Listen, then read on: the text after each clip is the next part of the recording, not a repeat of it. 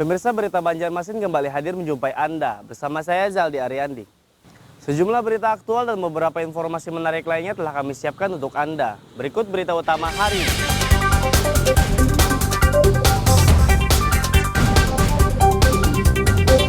Jembatan tembus Mantuil Banjarmasin rusak. Warga dan pengendara harus berhati-hati melintas.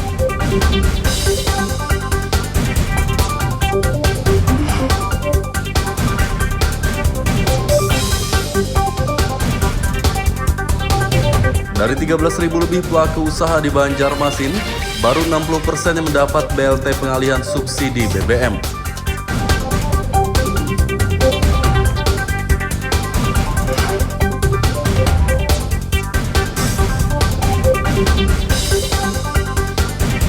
Serapan APBD Banjarmasin tahun 2022 masih rendah.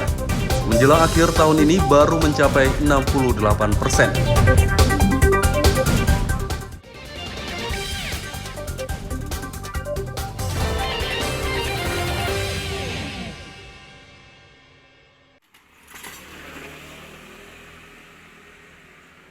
Jembatan di kawasan Tembus Mantuil, Banjarmasin Selatan memprihatinkan.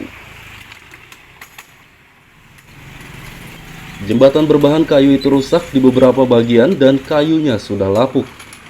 Kondisi ini memaksa warga dan pengendara harus berhati-hati saat melintas di jembatan tersebut.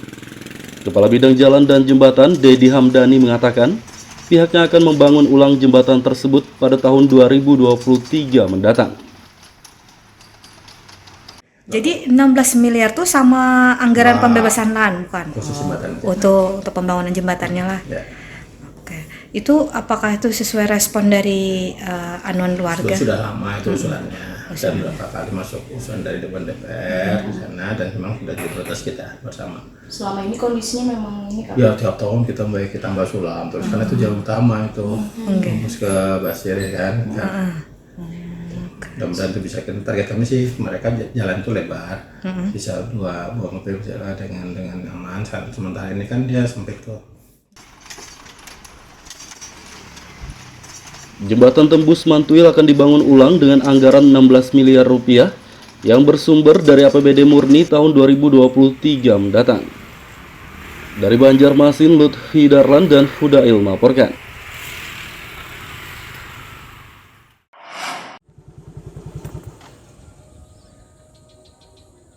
Jalan permukiman yang rusak di sejumlah kawasan kota Banjarmasin diperbaiki.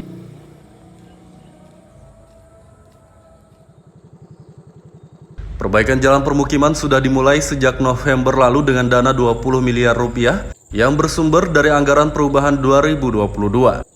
Jalan yang diperbaiki sepanjang 22 km tersebar di 4 kecamatan. Saat ini perbaikan jalan diperkirakan sudah mencapai lebih dari 30%. 23 komplek perumahan, panjang yang ditangani adalah 22 km, itu tersebar di 4 kecamatan. Yang terbanyak di utara mungkin bisa dilihat saat ini sedang proses persiapan, sudah ada pengapalan agregat lah. Jadi besar harapan kami di akhir tahun dengan waktu yang cukup singkat ini, masyarakat di komplek yang kita tangani tadi bisa merasakan infrastruktur pengaspalan jalan di kompleknya. Jadi sudah ada yang rampung Pak atau masih saat ada? ini lagi pengamparan lagi Pak. Jadi waktunya 60 hari dimulai dari awal bulan November tadi. Harapan kami di bulan Desember di minggu ketiga sudah selesai semuanya. Perbaikan jalan permukiman Banjarmasin ditargetkan rampung akhir tahun mendatang. Dari Banjarmasin, Lutfi Darlan dan Hudail melaporkan.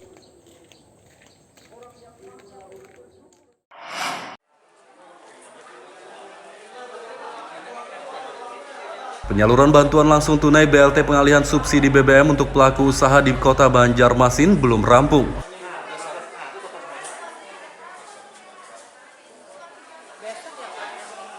Dari target 13.294 pelaku usaha, baru 60% diantaranya yang sudah menerima BLT tersebut. Kepala Dinas Koperasi Usaha Mikro dan Tenaga Kerja, Isa Ansari mengatakan, Penyaluran BLT untuk pelaku usaha hanya dilakukan pada hari Sabtu dan Minggu melalui Bank Kalsel. Ia memperkirakan penyaluran BLT rampung beberapa pekan lagi. Untuk BLT dari Dinas Koperasi, kita masih melaksanakan pembagian untuk bantuan langsung terdampak dari kenaikan BBM, dan dari pembagian itu baru 60% yang ngambil dana bantuan itu, dan kami harapkan beberapa hari ke depan dari target 13.200 sekian bisa terpenuhi. Oke, sampai saat ini berarti masih proses malah pembagian? Masih proses. Itu yang di Bank Kalsel itu sendiri? Iya, betul. Dan kita di Bank Kalsel untuk pembagiannya hanya untuk hari Sabtu dan Minggu saja. Sementara ini.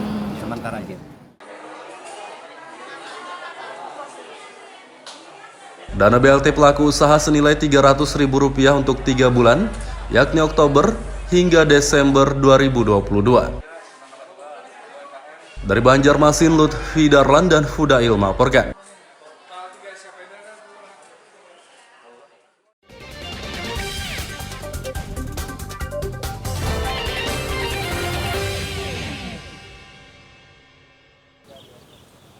Pemirsa, masih bersama kami dalam Berita Banjarmasin. Bagi Anda yang baru bergabung, berikut Berita Banjarmasin utama hari ini.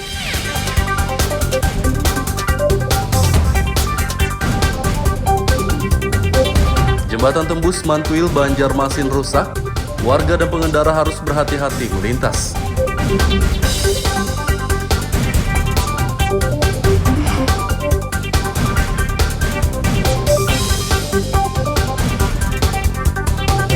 Dari 13.000 lebih pelaku usaha di Banjarmasin, baru 60% yang mendapat BLT pengalihan subsidi BBM.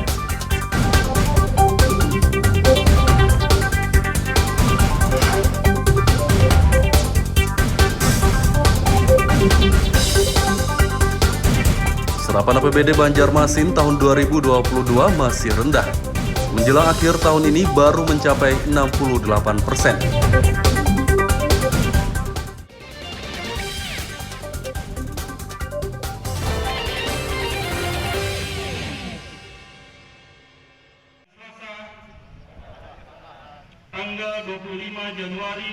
Serapan anggaran pendapatan belanja daerah APBD Banjarmasin tahun 2022 masih sangat rendah.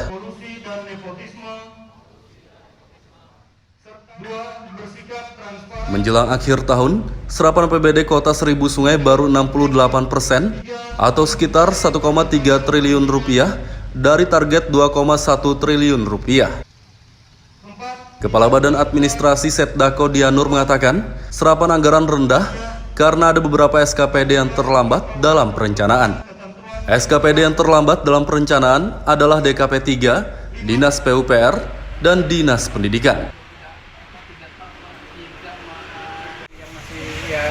Serapannya masih belum optimal, ada beberapa ya, misalnya dari DKP 3 juga ada, mungkin kaitan dengan masalah pengadaan lahan, mereka itu yang mungkin butuh proses lah. Tapi mereka optimis saja bahwa itu mungkin bisa diselesaikan. Ya, teman-teman masalah dinas pendidikan juga, tadi juga kebetulan dinas pendidikan ini menyampaikan data di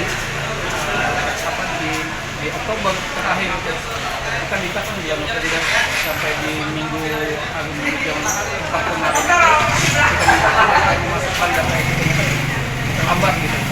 Tapi capaian tadi sudah lumayan, sudah sampai hampir 60% ke atas lah ibaratnya. Meski akhir tahun tinggal beberapa pekan lagi, Dianur tetap optimistis serapan APBD 2022 bisa mencapai lebih dari 90%. Dari Banjarmasin, Lutfi Darlan dan Fudail melaporkan.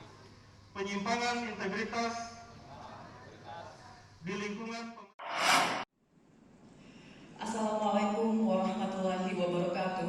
Daftar isian pelaksanaan anggaran DIPA dan transfer ke daerah TKD Kalimantan Selatan tahun 2023 naik 14% dibandingkan tahun sebelumnya. Lingkup provinsi dan kabupaten kota se-Kalimantan Selatan. Tahun 2022 DIPA TKD Kalsel 28,71 triliun rupiah. Sedangkan tahun 2023, 31,38 triliun rupiah. DIPA dan TKD tahun 2023 tersebut diserahkan kepada 13 kabupaten dan kota di Kalsel pada Rabu pagi.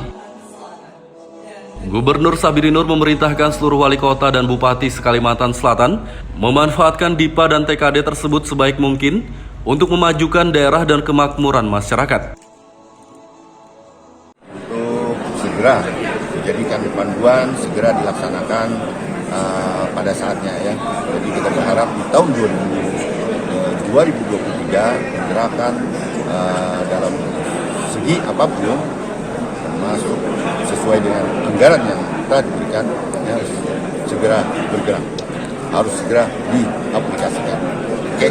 Ada pencapaian 9 kali Ya itulah bersyukur kita kepada para awak media dan rakyat dan pemerintah semua, itu berkat gotong royong, berkat kerjasama. Ya. Realisasi APBN Kalsel hingga 30 November 2022 telah mencapai 26,84 triliun rupiah atau 93,48% dari pagu 28,72 triliun rupiah. Dari Banjarbaru, Lutfi Darlan dan Aryadi Sukma melaporkan.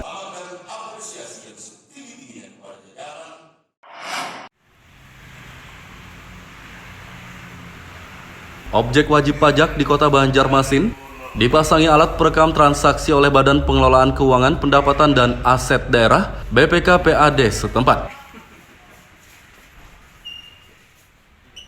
Pemasangan alat perekam transaksi untuk mencegah penyelewengan pajak dan meningkatkan pendapatan asli daerah atau PAD.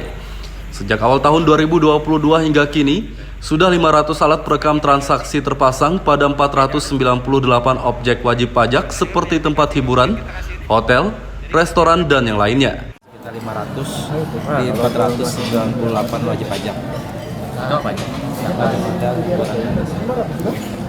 Sampai targetnya sampai berapa pemasangan?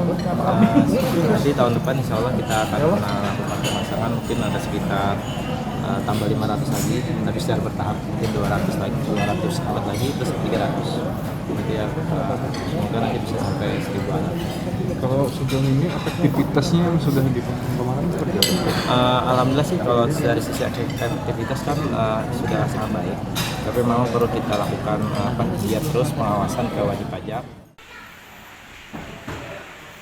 Pemasangan alat perekam transaksi pada objek wajib pajak di Banjarmasin ditargetkan mencapai 1000 unit pada tahun 2023 mendatang.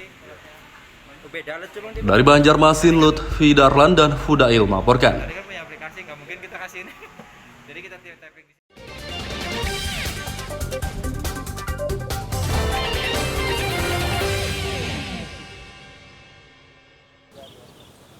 Pemirsa masih bersama kami dalam Berita Banjarmasin. Bagi Anda yang baru bergabung, berikut Berita Banjarmasin utama hari ini.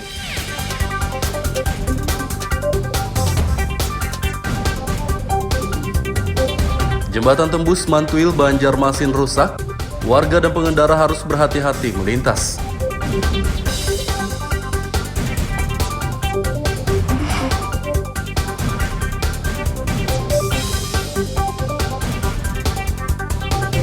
Dari 13.000 lebih pelaku usaha di Banjarmasin, baru 60% yang mendapat BLT pengalihan subsidi BBM.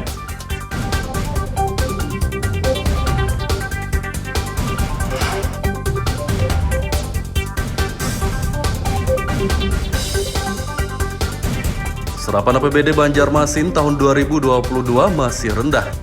Menjelang akhir tahun ini baru mencapai 68%.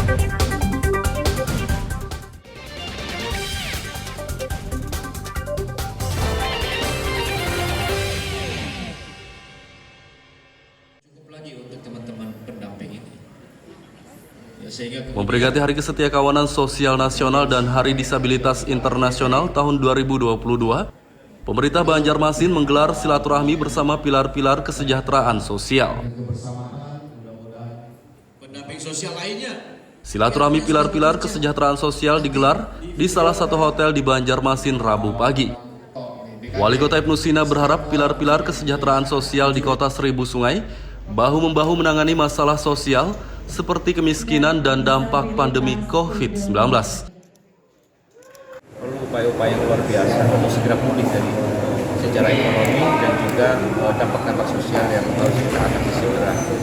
Makanya bukan hanya dari pilar-pilar sosial di masyarakat saja, sebetulnya dari keseluruhan terlibat, termasuk juga dunia usaha, termasuk para perusahaan korporat melalui PJSL-nya atau melalui CSR-nya, bisa kita perlukan untuk bisa sesegeranya menangani masalah-masalah sosial yang ada di Banjarmasin, termasuk juga persoalan kemiskinan. Dalam kegiatan ini, pemerintah Banjarmasin menyalurkan bantuan sosial berupa makanan siap saji kepada warga kurang mampu dan penyandang disabilitas. Dari Banjarmasin, Lutfi Darlan dan Hudail melaporkan.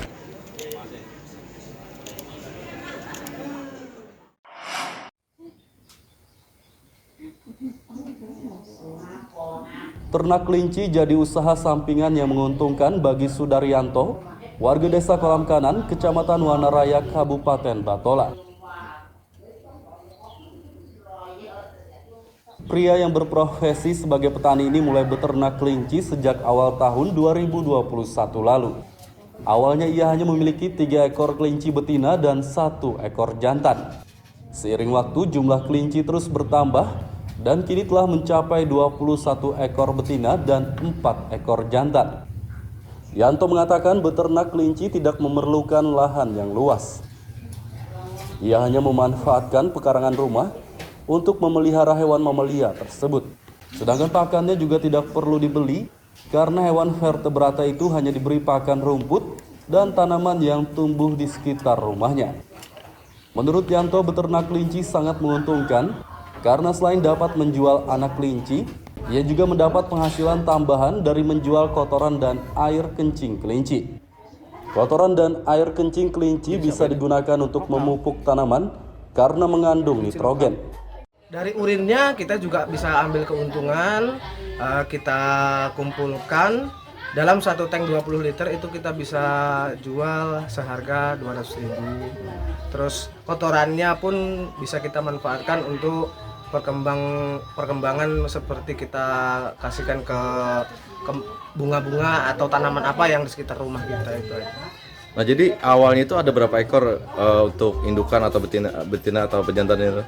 Kalau pertama kita mulai memelihara kelinci ini, kita beli itu indukan betinanya itu 3 ekor, pejantannya 1 ekor. Umur berapa bulan tuh? Ini umurnya sudah sekitar 10 bulan. Anak kelinci berusia 2 hingga 3 bulan dijual seharga 150 hingga 200 ribu rupiah per ekor. Sedangkan kotorannya 5.000 rupiah per kilogram dan air kencingnya 15.000 rupiah per liter. Dari Kabupaten Batola, Lutfi Darlan dan Ibrahim melaporkan. Itu lokal biasa.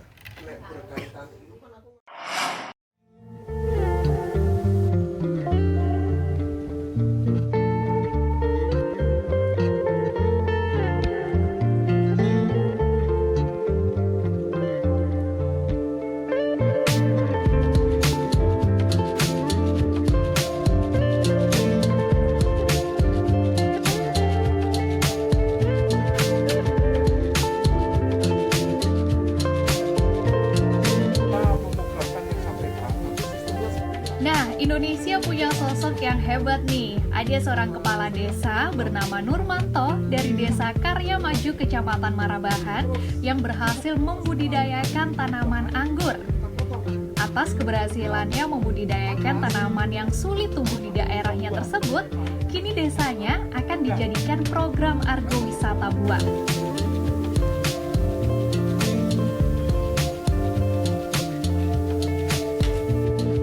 Keberhasilan Nurmanto membudidayakan tanaman anggur awalnya dicoba di kota Banjarbaru.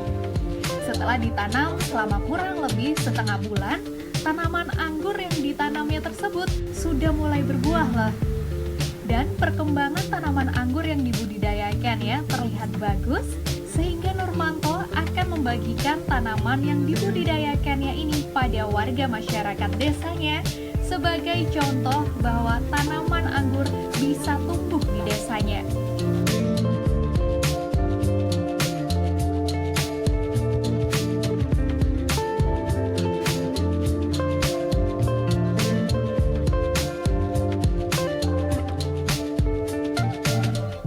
Untuk membasmi hama, Nurmanto tidak menggunakan bahan kimia. Ia menanam tumbuhan hutan yakni kantong semar sebagai insektisida alami untuk tanaman anggurnya.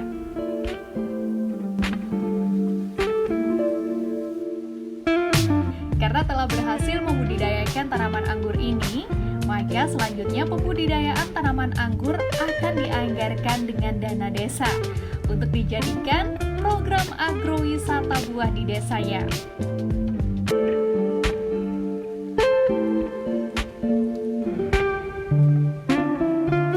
Kami terapkan di Banjarbaru setelah buah langsung kita terapkan di Desa Karya Maju. Tujuannya yaitu untuk meningkatkan kesetaraan masyarakat. Nah, dengan itu alhamdulillah ada program yang namanya agrowisata. Kebetulan sekali akhirnya masuklah di situ. Kami tahun 2020 itu sudah menyantangkan 1 hektar itu adalah kebun anggur, baik itu jenis dari Opena, Belgia dan macam-macam. Nah di situ itu nanti untuk petik anggur bersama, khususnya kita buka untuk umum di desa kami. Namun kami juga akan menerobos untuk pembuatan, karena kemarin kami studi banding di Jogja, jadi di sana ada kampung anggur. Akhirnya pulanglah, kami ingin mengeterapkan di Kalimantan juga ada kampung anggur Mas. Jadi nanti jalan-jalan lihat desa itu semua insya Allah nanti akan kita anggarkan untuk pembudidayaannya, sehingga untuk penambahan kesetaraan masyarakat. Dengan pembudidayaan tanaman anggur ini diharapkan perekonomian warga desa Karya Maju ke depannya akan lebih meningkat. Muhammad Lutfi Derlan melaporkan dari Batola, Kalimantan Selatan.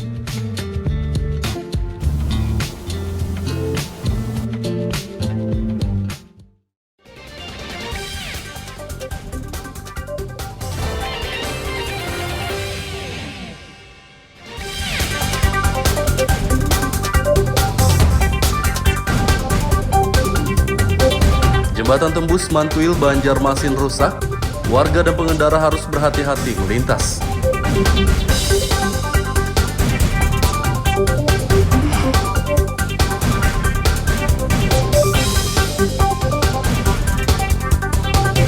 Dari 13.000 lebih pelaku usaha di Banjarmasin, baru 60% yang mendapat BLT pengalihan subsidi BBM.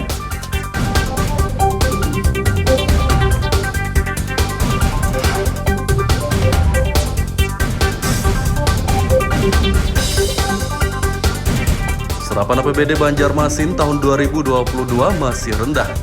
Menjelang akhir tahun ini baru mencapai 68%.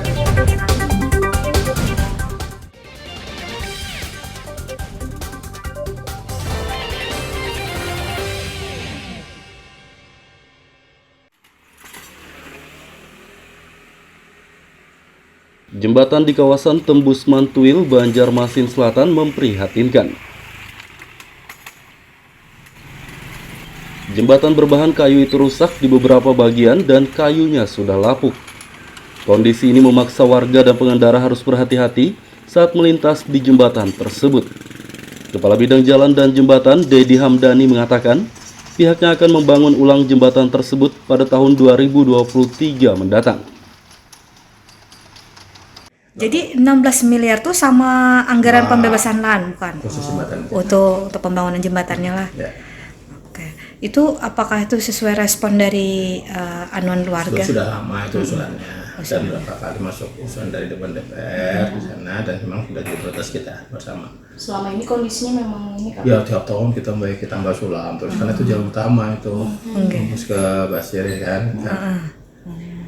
Mudah-mudahan itu bisa, target kami sih mereka jalan itu lebar, bisa dua mobil berjalan dengan aman. Sementara ini kan dia sempit tuh.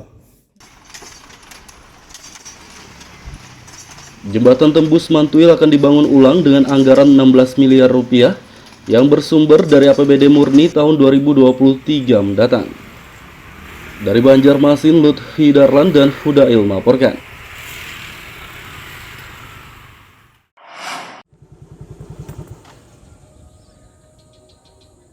Jalan permukiman yang rusak di sejumlah kawasan kota Banjarmasin diperbaiki.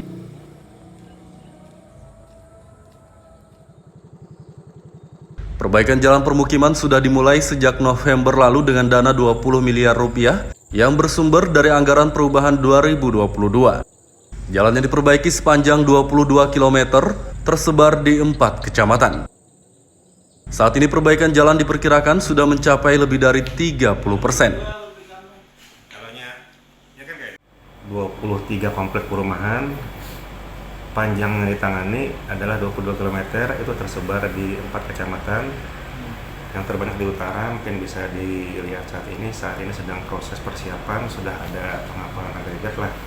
Jadi besar harapan kami di akhir tahun dengan waktu yang cukup singkat ini, masyarakat di komplek yang kita tangani tadi bisa merasakan infrastruktur pengaspalan jalan di kompleknya. Jadi sudah ada yang rampung Pak atau masih saat ada ini lagi pengamparan lagi kan. Jadi waktunya 60 hari dimulai dari awal bulan November tadi. Harapan kami di bulan Desember di minggu ketiga sudah selesai semuanya. Perbaikan jalan permukiman Banjarmasin ditargetkan rampung akhir tahun mendatang. Dari Banjarmasin, Lutfi Darlan dan Hudail melaporkan.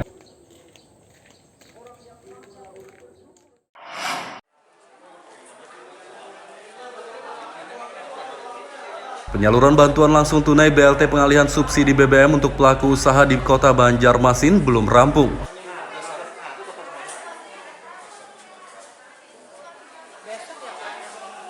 Dari target 13.294 pelaku usaha, baru 60% diantaranya yang sudah menerima BLT tersebut. Kepala Dinas Koperasi Usaha Mikro dan Tenaga Kerja, Isa Ansari mengatakan, penyaluran BLT untuk pelaku usaha hanya dilakukan pada hari Sabtu dan Minggu melalui Bank Kalsel. Ia memperkirakan penyaluran BLT rampung beberapa pekan lagi. Untuk BLT dari Dinas Koperasi, kita masih melaksanakan pembagian untuk bantuan langsung terdampak dari kenaikan BBM dan dari pembagian itu baru 60% yang mengambil dana bantuan itu, dan kami harapkan beberapa hari ke depan dari target 13.200 sekian bisa terpenuhi. Oke, sampai saat ini berarti masih proses malah pembagian? Masih proses. Itu yang di Bank Kalsel itu sendiri? Iya betul. Dan kita di Bank Kalsel untuk pembagiannya hanya untuk hari Sabtu dan Minggu saja. Sementara ini.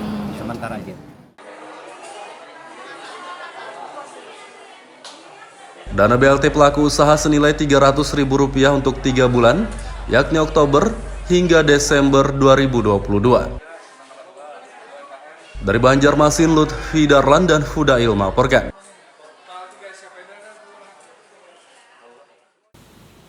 Pemirsa, informasi tadi sekaligus menutup perjumpaan kita kali ini. Saya Zaldi Aryandi beserta redaksi mengucapkan selamat beraktivitas, sampai jumpa.